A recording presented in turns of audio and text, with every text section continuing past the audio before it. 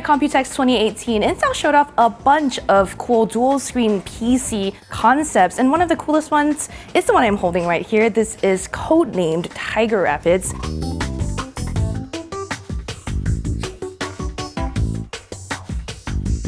It's a 7.9-inch little device here that's super thin and has two screens, one of which is a full HD LCD display, so you can use it to do things like surf the web, watch Netflix. Facing it is an e-ink display that can do things like show a keyboard or let you write on it.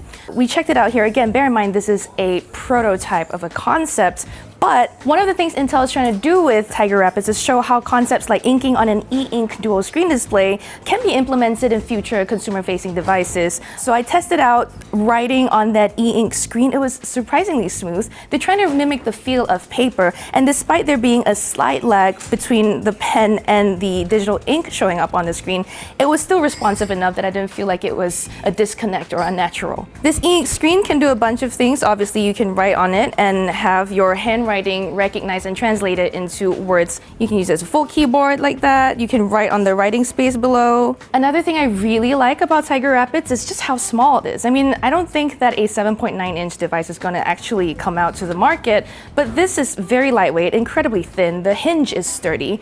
You've got webcams on here just in case you need them. And then speaking of that hinge again, by the way, 360 degrees, very smooth. And it looks strangely reminiscent of Lenovo's Yoga series of laptops and the Yoga Book device. One of the things that this is strongly reminiscent of, again, is that Yoga Book device, but also Microsoft's Courier digital journal that we saw like about 7 to 8 years ago. But that was just a prototype that was never made. Now this is a prototype, but we're very likely to see something similar coming out from Intel's partners later this year. There's a 12 watt-hour battery on this thing, as well as an 8th generation low-power Intel Core processor, impressively stuck into this very, very thin device. How it'll pan out eventually in a consumer device, we don't know whether it's going to be the exact same form, so you have to stay tuned for more information. For that and more news out of Computex 2018, stay tuned to Engadget.com.